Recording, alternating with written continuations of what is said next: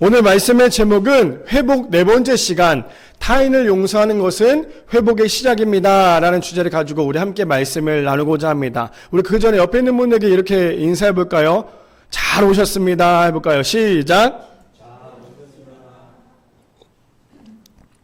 어떻게 명절 잘 보내셨죠? 저는 이번 명절이 참 은혜 가운데 잘 마친 명절인 것 같아요. 항상 명절만 되면 좀 조마조마했던 그런 시간들이 있었는데 이번 명절은 또 주일을 기대하면서, 그래서 이 주일이 명절을 지나고 난 다음에 있다 보니까 좀 시간이 되게, 항상 주일이 일주일이 빨리 갔는데 이번 주는 조금 천천히 갔던 그런 한 주이기도 했던 것 같아요.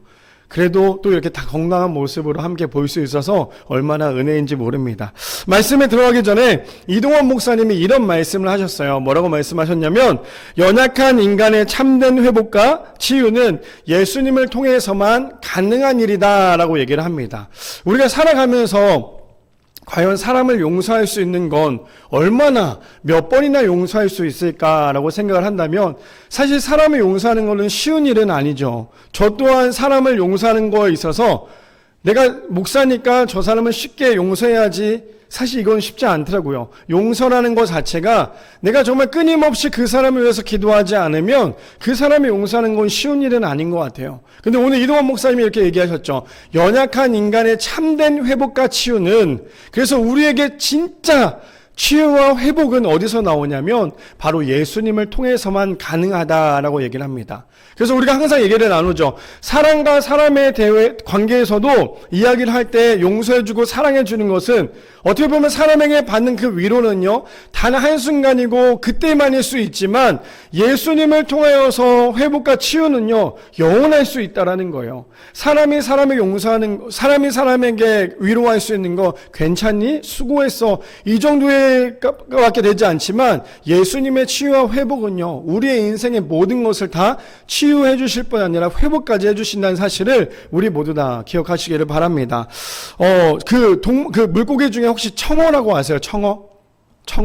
청어라는 물고기가 북태평양에 있는 물고기예요. 이 물고기는 그렇게 크지 않은 물고기지만 이 물고기가 고등어처럼 수많은 물고기들처럼 떼를 지어서 다닌대요. 근데 이 물고기를 유럽으로 운반하기 위해서 수족관에 넣어서 가지고 오면, 이 청어라는 물고기만 가지고 오면요, 이 청어는 금방 죽는데요. 왜냐면 가만히 있기도 하고 자기네들끼리 싸움이나 이런 것도 없고 그냥 떼를 지어 있다 보니까 이 청어는 같이 있게 되면 죽게 되지만, 그 안에 청어를 잘 운반하기 위해서 뭘 해야 되냐면 그 안에다 반드시 상어 한 마리를 집어넣는데요.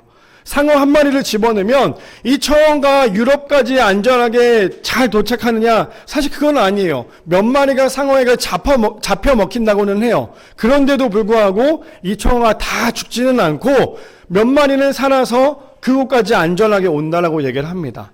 저는 이 메시지를 보면서 어떠한 메시지가 들었냐면, 우리의 삶 가운데 이 상어의 역할을 감당하는 사람이 과연 누가 있을까? 사실 우리가 살면서 아무런 문제가 없거나 항상 기쁘고 감사하면 얼마나 좋겠어요. 그렇죠? 그런데 때로는 우리의 인생에 감사만 넘치거나 아무런 문제가 없을 때 때로는 우리 자신이 어떻게 돼요? 교만해질 수 있다라는 거예요. 그래서 언제나 우리의 삶 가운데 이 상어라는 사람과의 관계에서 이 상어의 역할을 감당하는 사람이 있다면, 우리가 때로는 우리의 삶 가운데 머물러 있는 것이 아니라 한 단계 더 성숙해질 수 있는, 한 단계 더 업그레이드 될 수 있는 그러한 일들이 벌어진다라고 얘기를 합니다.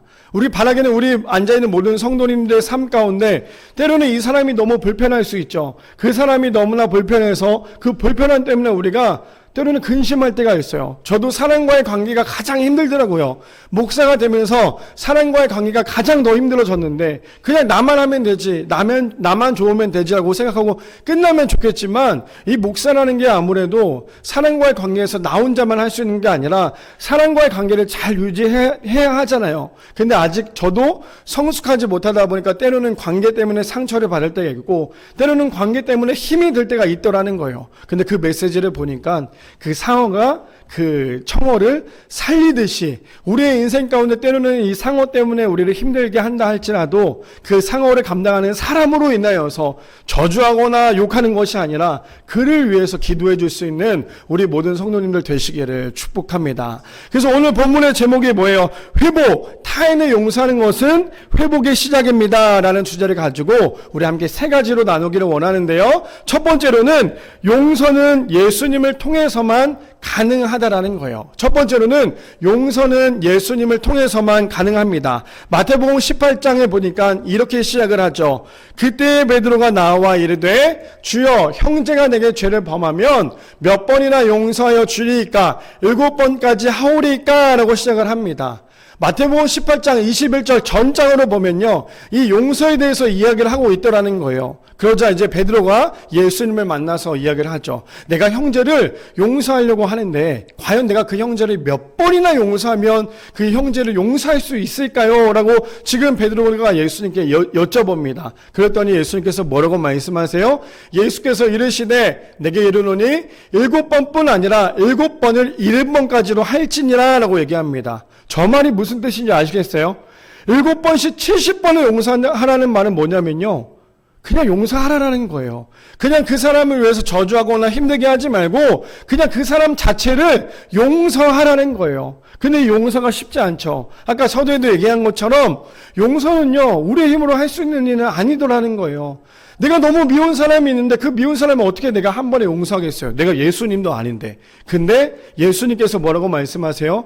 용서하되 7번씩 70번이나 그를 용서하라고 말씀하죠. 왜 그러냐면 그 다음 절에 보니까 23절에 이렇게 나옵니다. 그러므로 천국은 그 종들과 결산하려 하던 어떤 임금과 같으니, 사실 이 마태복음 18장은 비유의 말씀이에요. 비유의 말씀인데 저게 나오는 임금은요, 하나님을 말씀하시고 계시고 저 종들은 이제 우리를 얘기하고 있는 거예요. 그래서 뭐라고 얘기해요? 천국은 그 종들과 결산하려 하던 어떤 임금과 같으니 라고 시작을 하는 거예요. 왜요? 그 전에 뭐였어요? 예수님께서 7번씩 70번 용서하라 라고 끝난 게 아니라 그 부분부터 비유에 대해서 말씀하시는데 그것이 어떤 거냐면 24절에 보니까 이렇게 얘기해요. 결산할 때에 10,000달란트 빚진 자를 하나를 데려오매 라고 얘기해요. 저기 10,000달란트 빚진 자라고 얘기하는 건 뭔지 아세요? 절대 갚을 수 없는 거예요. 왜 갚을 수 없을까? 그때 당시 하루의 일당이 1달란트예요. 그런데 10,000달란트를 갚으려고 한다면 아마 진짜 평생을 갚아야 하지만 어쩌면 죽을 때까지 해도 그 갚을 수 없는 거예요. 근데 지금 어떻게 얘기하고 있어요? 예수님께서 7번씩 70번이라고 얘기하는 건 지금 10,000달란트를 비유하고 있다라는 거예요. 그러면서 뭐라고 얘기하냐? 갚을 것이 없는지라. 누가요? 그 종이. 그러면서 주인이 명하여 그 몸과 아내와 자식들과 모든 소유를 다 팔아 갚게 하라 하니, 제시를 하죠. 너의 몸과 너의 모든 것을 다 갚아서 팔아서 나에게 갚아라 라고 얘기해요. 근데 그렇게 한들 그 10,000달란트를 쉽게 갚을 수 있었을까요? 지금 우리로 따지면 몇백억이 되겠죠. 그 몇백억을 우리가 하루에 얼마씩 번다고 해서 그걸 갚을 수 있는 능력이 없잖아요. 그러니 지금 뭐라고 말씀하세요? 모든 것을 다 팔아서 그것을 갚아라. 근데 어떻게 나와요? 26절에 보니까 이렇게 해요. 근데 그 종은 갚을 힘이 없었어요. 그러니까 그 종이 엎드려 절하며 이르되 내게 참으소서 다 갚으리이다 하거든이라고 얘기해요. 그때 당시 종이 엎드렸다라고 얘기하는 것은요, 나는 당신의 종입니다 라고 얘기하고 있는 거예요. 그러니까 그 주인에게 어떻게 해요? 엎드려서 한 번만 살려주십시오, 한 번만 봐주십시오 라고 얘기해요. 왜요? 나는 갚을 수 있는 능력이 없잖아요. 그러니 한 번만 용서해 주십시오 라고 얘기하고 있죠. 그러자 어떻게 얘기하냐면, 아니야, 너는 그래도 다 갚아야 돼. 이게 아니라 27절에 보니까 그 종의 주인이 어떻게 했대요? 그를 불쌍히 여겨 놓아 보내며 그 빛을 탕감하여 주었더니 라고 얘기하는 거예요.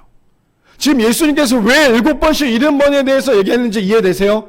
지금 10,000달란트라는 것을 갚을 수가 없었지만 예수님은 지금 뭐라고 말씀하세요? 그가 불쌍하여 회개하고 돌아왔더니 그 모든 것을 어떻게 해요? 다 탕감해 주었다라고 말씀하고 계신다라는 거예요. 첫 번째 주제가 뭐였어요? 용서는 예수님을 통해서만 모든 것이 가능하다라고 얘기를 했어요. 우리가 사람을 용서할 때 내가 저 사람을 용서할 거야, 그거 정말 교만이에요.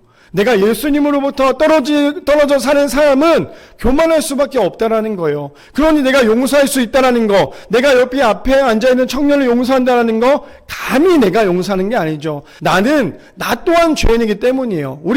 제가 저번에 한 2주, 3주 때 계속 얘기 나눴던 아브라함 링컨 아시죠? 아브라함 링컨이 왜 다른 사람을 지적하지 않았어요? 왜 다른 사람에 대해 정죄하지 않았어요? 자신이 죄인임을 너무나 잘 알았기 때문이에요. 지금 예수님께서 그것을 깨닫게 하려고 얘기를 하고 있는 거예요. 너 죄인이잖아. 너 지금 갚아야 될 거 많잖아. 근데 너가 지금 나에게 돌아오니까, 너가 지금 나에게 절을 하니까, 너가 지금 나에게 용서를 구하니까 내가 지금 너에게 그 10,000달란트를 다 탕감해 줄게. 지금 예수님 말씀하시는 건 어떻게 해서는 갚아라가 아니에요. 물론 갚아라라고 말씀하셨지만 지금 예수님은 그를 안타깝고 귀하게 여겨서 그의 모든 빚을 어떻게 해요? 다 탕감해 주었다라고 얘기한다라는 거예요. 이사야서 55장 7절에 보니까 이렇게 말합니다. 악인은 그의 길을, 불의한 자는 그의 생각을 버리고 여호와께로 돌아오라. 그리하면 그가 긍휼히 여기시리라. 우리 하나님께 돌아오라. 그가 너를 얻게 용서하시리라 라고 얘기해요. 하나님이 어떤 분이시냐면, 하나님은 우리가 죄를 지어도요, 물론 죄를 계속 지으면 안 되겠지만 그 죄를 지어도 하나님 앞에 나아가 우리의 죄를 회개만 하면 하나님은 그 죄에 대해서 다시는 묻거나 따지지 않는다고 말씀하세요. 근데 사람은 참 희한하죠. 우리 보통 그런 우스갯소리로 부부끼리 대화하다 보면 아내가 화가 나 있어요. 그럼 남편이 뭐라 그래요? 미안해. 그럼 아내가 뭐라 그래요? 뭐가 미안한데? 그럼 남편이 얘기해요. 이것저것 해서 미안해. 내가 다 미안해. 그럼 아내가 또 화가 나요. 그 다가 도대체 뭐냐고, 뭐가 미안하냐고 이라고 얘기를 하죠. 그럼 또 남편은 할 말이 없어요. 근데 또 얘기해요. 그래서 미안해. 내가 진짜 잘못했어. 근데 그렇게 얘기해도 아내는 뭐라 그래요? 그러니까 그게 뭐냐고. 끝까지 잘못을 물어보는 게 사람이라면 예수님은 더 이상 우리가 회개하고 돌아왔을 때 그거에 대해서 묻거나 따지지 않는다라고 그렇게 성경은 이야기하고 있다라는 거예요. 그러니 우리 같은 죄인이 매주마다 살아가면서 얼마나 많은 죄를 짓고 있겠어요. 입으로 짓기도 하고 생각으로 짓기도 하고 행동으로 짓기도 하고 또 모든 것으로 우리가 죄를 짓고 있잖아요. 그럼에도 불구하고 사실상 그 죄를 구약시대였다면 수많은 동물들을 잡았겠죠. 아마 그랬으면요, 지금 일산뿐 아니라 전 세계가 아마 동물 태우는 그 냄새 때문에 살아갈 수 없었을 거예요. 그런데 지금 신약시대 때는 어떻게 돼요? 주님께서, 예수님께서 어린 양이 되셔서 우리가 회개만 하면 더 이상 그 죄에 대해서 묻거나 따지지 않는다고 말씀하고 계신다라는 거예요. 첫 번째 주제가 뭐였어요? 용서는 예수님을 통해서만 가능하다라고 얘기하고 있어요. 바라기는 우리의 삶 가운데 우리가 상대방을 용서하는 것이 힘들잖아요. 어렵잖아요. 끊임없이 사람들은 나를 괴롭히잖아요. 나만 좋게 하는 사람이 아니라 나를 괴롭히게 하고 때로는 그 사람 때문에 내가 좌절을 보기도 한다라는 거예요. 때로는 옆에서 상어같이 역할을 감당하는 사람에 대해서 우리가 잘 알지 못하면 마치 그 상어 때문에 굉장히 불쾌하고 어려울 수밖에 없어요. 그런데 그 상어가 오늘도 나를 살릴 수 있는 귀한 역할을 감당해주는 사람이라는 것을 안다면, 그렇다면 우리가 그 사람 때문에 오늘도 더 성장하고 있다는 거. 그래서 우리가 용서할 수 있는 거는 내가 잘나서가 아니라 예수님께서 우리를 먼저 많은 죄를 용서해 주셨기 때문에, 자, 이렇게 생각해 봅시다. 우리의 죄를 예수님께서 용서해 주시지 않았다면 우리는 살아갈 수 없죠. 근데 예수님께서 우리의 죄를, 아마 여기 앉아 계신 분들은 자신의 죄가 어떤 건지 더 잘 알 거예요. 그런데 그 모든 죄를 사람에게 아무리 숨기려고 했던 그 죄조차도요, 하나님은 다 알고 계신다라는 거죠. 그런데 그 죄까지도, 그런 모든 죄까지도 주님께서 용서해 주셨어요. 그럼 우리가 다른 사람을 용서 못할 이유가 없다라는 거죠. 그러나 그 모든 것은 예수님을 통해서만 가능하다는 사실을 기억하는 우리 모든 성도님들 되시기를 축복합니다. 두 번째로는요, 이렇게 얘기합니다. 은혜를 잊어버리면 교만이 들어오게 되어 있다라는 거예요. 두 번째로는 은혜를 잊어버리면 교만이 들어옵니다. 우리 마태복음 18장 28절 말씀 우리 함께 읽어볼까요? 시작. 그 종이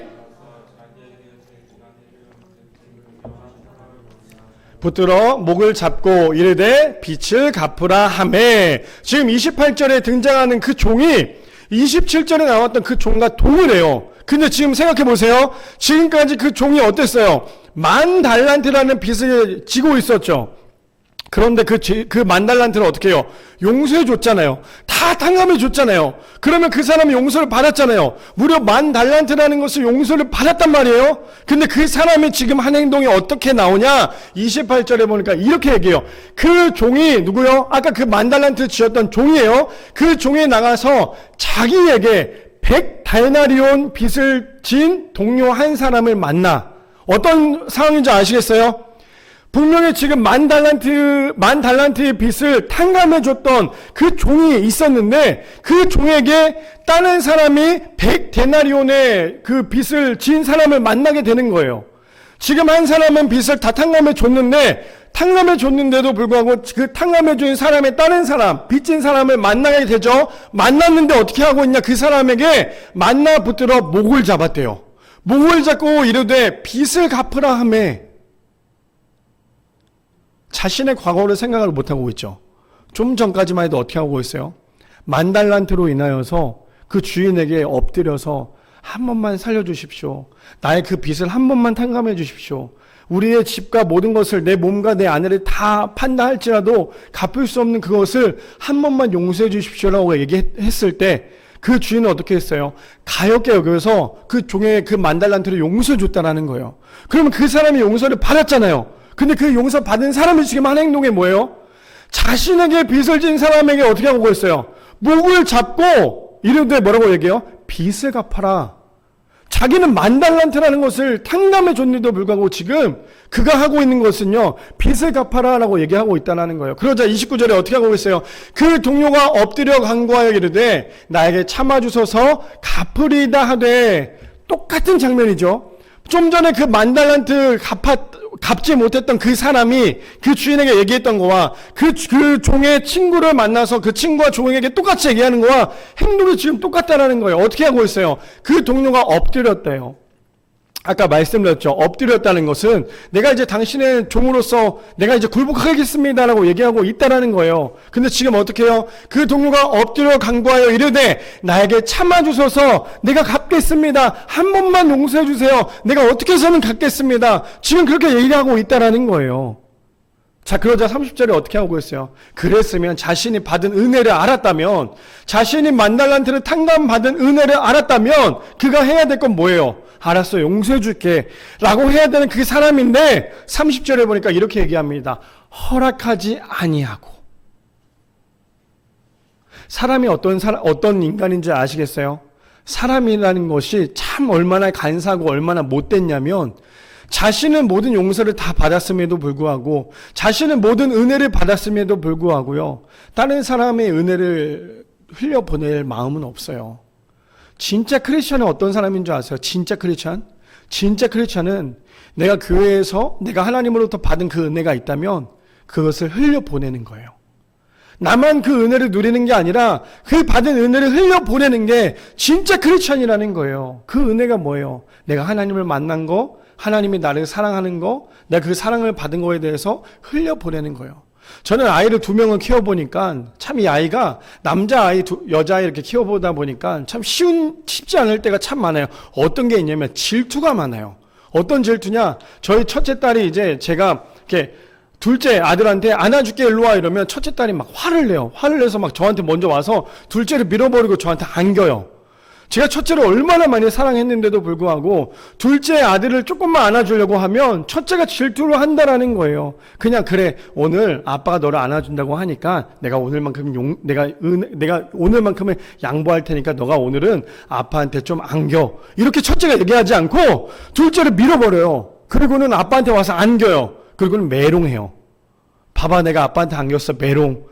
그게 사람이라는 거예요. 근데 지금 어떻게 하고 있어요? 10,000달란트를 갚았잖아요. 아니, 탕감해 줬잖아요. 그러면 그 10,000달란트를 탕감해 줬으면 그 사람 한 번쯤은 탕감해 줄 수 있는 거잖아요. 근데 어떻게 하고 있어요? 허락하지 아니하고 이에 가서 그것을 빚을 갚도록 어떻게 했대요? 옥에 가져와 버린다라는 거예요. 얼마나 사람이 나쁜 마음이 있는지 우리가 말씀을 보면 자꾸만 쪼개지고 제가 오늘도 이 말씀을 준비하면서 한 줄 동안 이 말씀을 묵상하면서 나는 과연 어떤 사람일까라고 생각을 해봤어요. 근데 나는 어떤 사람이냐면 지금 저 사람이에요. 하나님으로부터 10,000달란트를 탕감을 받았는데 여전히 그 10,000달란트로부터 탕감받은 그 은혜를 하루아침에 잊어버리고 딴 사람에게 다시 그 빚을 갚으라고 얘기하는 게 바로 저의 모습이더라는 거예요. 지금 성경은 그렇게 이야기를 하고 있죠.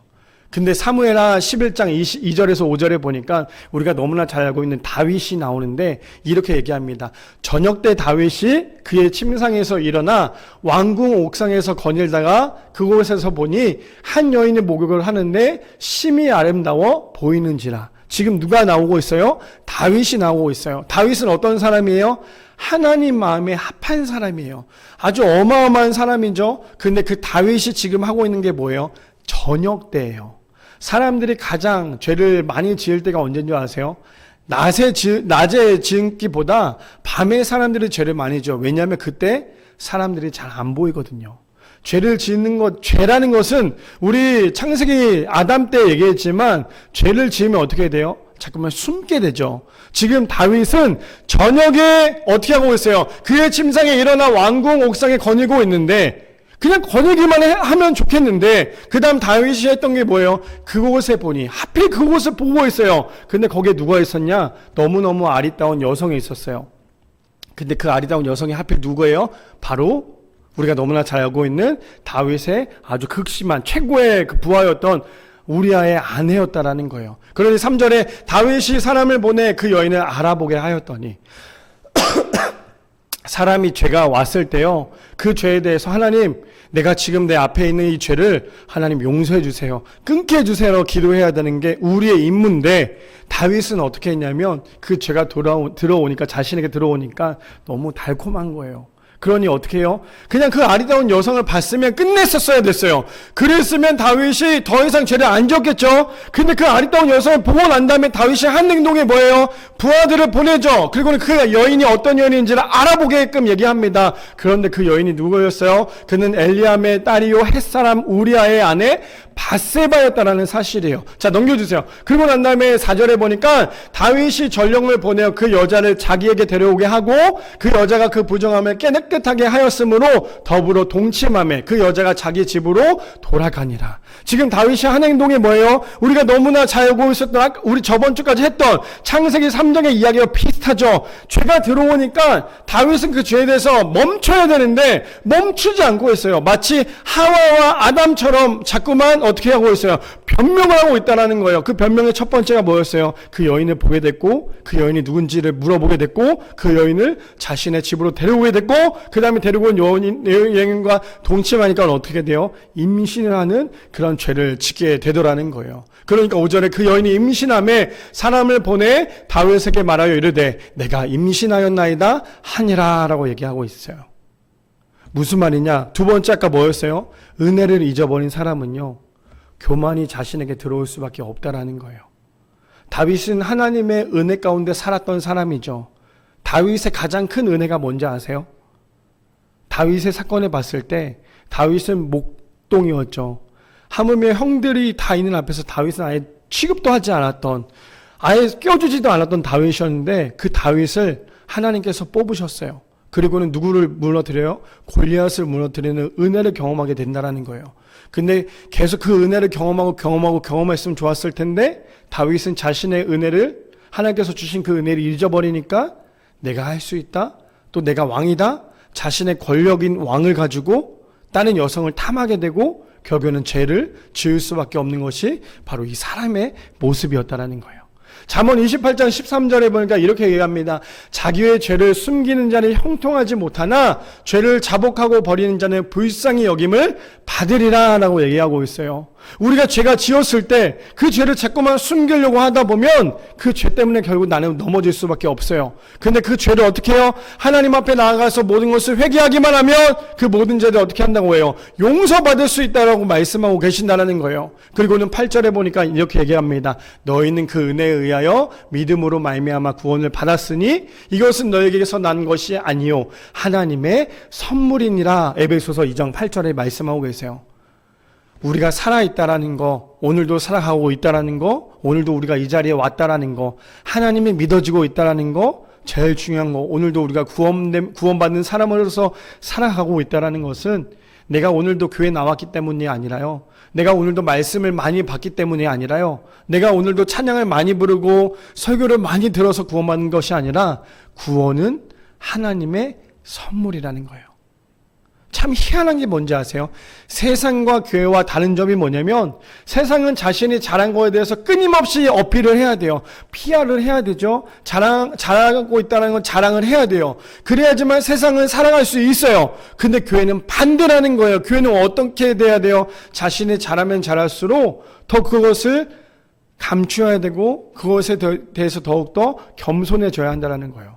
그래서 세상과 교회와 또 다른 점은 뭐냐면 세상의 직급과 교회의 직급이 다른 거는요. 세상의 직급은 사장, 부장, 점점점 많은 직급들이 있죠. 그 직급들이 올라가면 올라갈수록 아래 사람들이 어떻게 해요? 대우해주고 섬겨주고 그게 바로 세상의 원리라면 교회는 반대예요. 교회는 집사가 되고 권사가 되고 장로가 되고 목사가 된다 할지라도 세상은 반대로 돌아가야 한다는 거예요.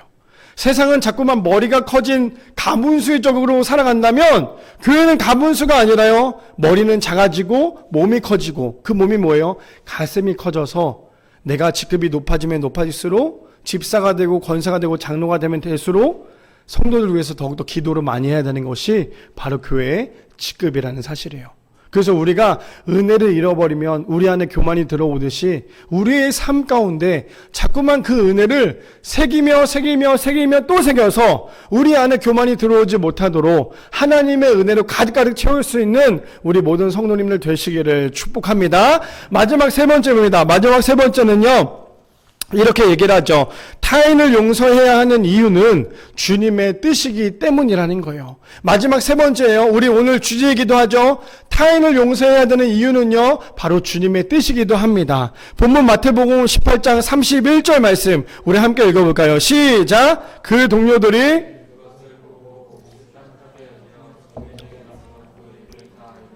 지금 어떻게 하고 있어요? 좀 전에 상황 다시 한 번 더 생각을 해보면 어떻게 했죠? 나는 너를 용서해 주지 않을 거야. 그러니 그 사람은 어떻게 했어요? 옥에 가둬버리죠. 옥에 가둬버리는 그 모습들을 주변에 많은 사람들이 보고 있다는 거예요. 그러니까 31절에 뭐라 그래요? 그 동료들이 그것을 보고 몹시 딱하게 여겨 주인에게 가서 그 일을 다 알렸다라고 얘기를 하죠. 그러자 그 주인이 어떻게 하고 있어요? 그를 불러다 말하되 악한 종아라고 얘기합니다. 그 악한 종이 누구예요? 10,000달란트를 탕감해줬던 그 사람을 좀 전까지만 해도 예수님께서 불쌍하게 여겼던 그 종을요, 지금은 다시 뭐라고 얘기해요? 이 악한 종아라고 얘기하고 있다는 거예요. 그 악한 종이라고 얘기하는 이유가 뭘까요? 내가 너에게 그동안에 은혜를 주지 않았냐? 내가 그동안에 너의 모든 죄를 용서해 주지 않았냐? 근데 왜 너는 그것보다 그렇게 살지 못하고 있느냐? 지금 그 의미를 얘기하면서 뭐라고 얘기해요? 이 악한 종아, 내가 빌기를 내가 빚을 전부 탕감하여 주었거늘 내가 너를 불쌍히 여긴과 같이 너도 내 동료를 불쌍히 여김이 마땅하지 아니하냐 하고 라고 얘기하고 있다는 거예요. 네가 지금 받은 은혜를 다른 사람에게 돌려줘야 되는데도 불구하고 자신만 감추고 자신만 가지려고 하다 보니까 지금 그가 했던 행동은요, 결국에는 받은 은혜를 흘려보내는 게 아니라 다시 오히려 상대방을 더 힘들게 만들고 있는 모습이 지금 본문에 나오고 있다는 말씀이죠. 34절에 이렇게 얘기합니다. 주인이 놓아요. 지금 10,000달란트를 용서해줬던 탕감했던 주인이 이제 화가 났어요. 그래서 그 빚을 다 갚도록 그를 옥졸들에게 넘기느니라. 지금 어떤 것인지 상황이 어떤 상황인지 아시겠어요? 좀 전에 10,000달란트를 탕감받았던 그 종이 다른 그 동료를 옥에다 가둬놨잖아요. 너 옥에서 다 갚아야 돼 라고 옥에 가둬놨잖아요. 그랬더니 그 주인이 어떻게 하고 있어요? 그 10,000달란트를 탕감했던 그 종에게 똑같이 옥에다가 가둬버리는 행동을 하고 있다는 거예요. 그러면서 35절에 보니까 이렇게 얘기하죠. 너희가 각각 마음으로 형제를 용서하지 아니하면 나의 하늘 아버지께서도 너희에게 이와 같이 하시리라 라고 말씀하고 계신다라는 거예요.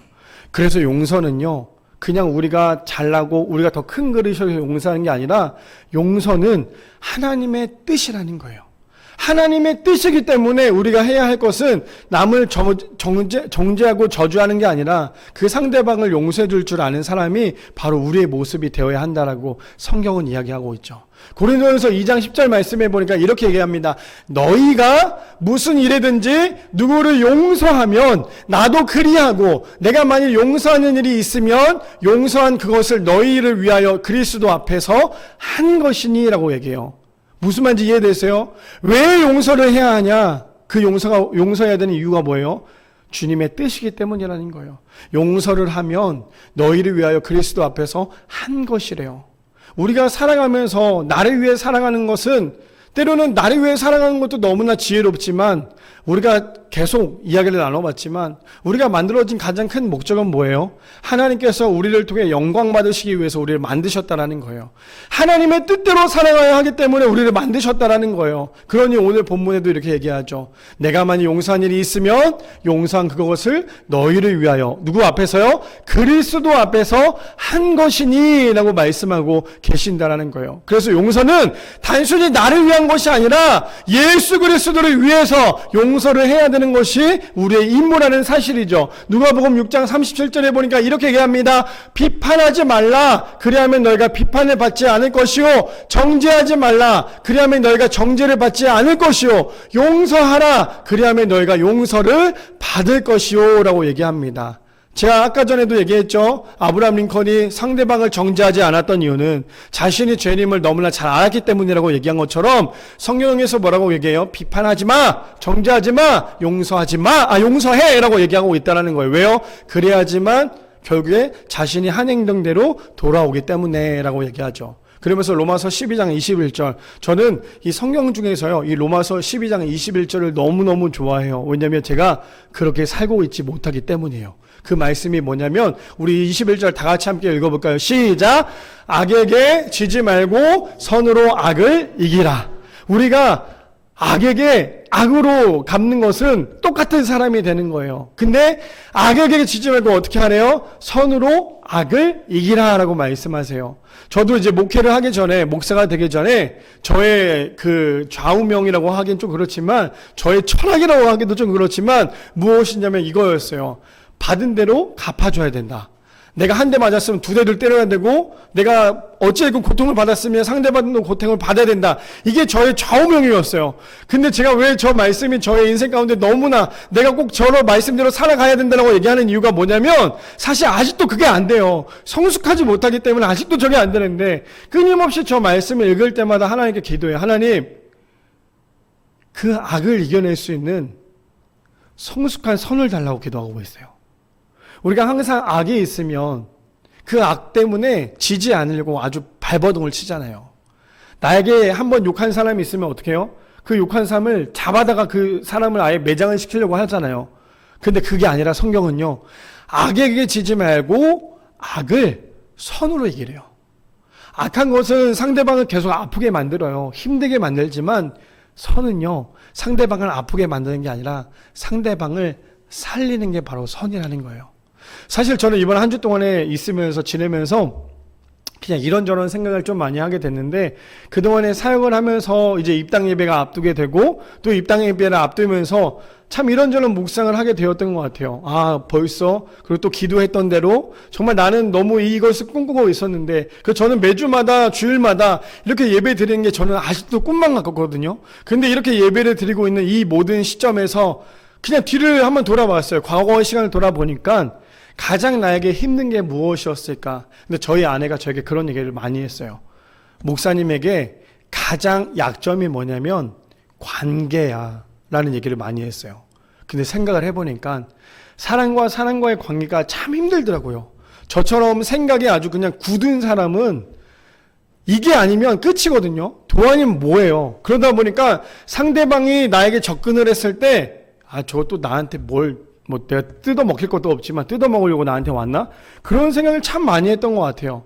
그러다가 때로는 상대방 관계 때문에 많이 상처를 받기도 하고, 또 이번 한 주간에도 참 쉽지 않게 사람으로부터 상처를 많이 받았던 또 한 주이기도 했던 것 같아요. 그래서 우리 아내에게 이런저런 얘기를 하면서, 이게 진짜 힘들다, 쉽지 않다. 그게 너무 힘이 되니까 마음속에, 머릿속에 이게 자꾸만 맴돌더라는 거예요. 그래서 이게, 사람과의 관계가 이렇게 지치는 거구나, 라고 생각을 했는데, 저희 아내가 저보다는 나이가 좀 어리지만 항상 저는 저희 아내한테 많은 것을 도움을 받고 있는 것 중에 하나가 뭐냐면, 저희 아내가 저에게 이번 주 이런 얘기를 했어요. 제가 이 스트레스 때문에 잠을 못 자니까 저희 아내가 뭐라고 얘기했냐면, 감정 소비하지 말고 하나님만 바라봐. 이 짧은 말이 저에게는 이번 한 주 동안에 그것을 이겨낼 수 있는 힘이었던 것 같아요. 어떻게 하면 내가 받은 거, 내가 이번 한 주 동안에 내가 욕먹었던 그 모든 것들 내가 어떻게 하면 이번 주에 그걸 다 갚을 수 있을까, 이랬던 마음이 그 한마디, 감정 소비하지 말고 하나님만 바라봐라는 이 말이 저에게는 선이 되었다는 거예요. 오늘 말씀의 전체적인 내용이 뭐였어요? 결국에는 우리가 해야 할 것이 뭐예요? 용서하라는 거예요. 그런데 제가 그 용서하라는 주제, 이 회복이라는 주제 안에 용서하라는 이야기를 갖고 왔는데도 불구하고 용서하지 못하는 저의 모습을 보니까 이번 한 주간에 얼마나 힘이 들었는지 몰라요. 그리고 마지막 이것만 하고 마칠게요. 그래서 제가 기도를 했어요. 하나님, 내가 지금 이러한 상황입니다. 하나님, 나의 기도를 좀 응답해 주십시오. 하나님, 내가 이렇게 살아가야 합니다. 이렇게 기도를 하기도 했고, 개척을 하면서 지금까지 하면서 정말 놀랬던 건 뭔지 아세요? 제가 개척을 하면서 정말 감사한 건 매주마다 하나님의 은혜를 너무나 많이 경험을 하고 있어요. 기도할 때마다 하나님께서 다 응답하세요. 근데 이번 주에 하나님께서 저에게 아주 크게 뒤통수를 딱 때리듯이 말씀하셨던 게 뭐였냐면, 하나님, 내가 이게 필요해요.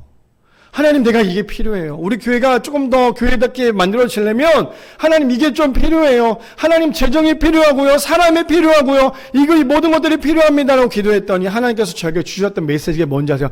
잘 들으세요. 그게 뭐였냐면, 네가 기도하는 하나님이 그거밖에 안 돼?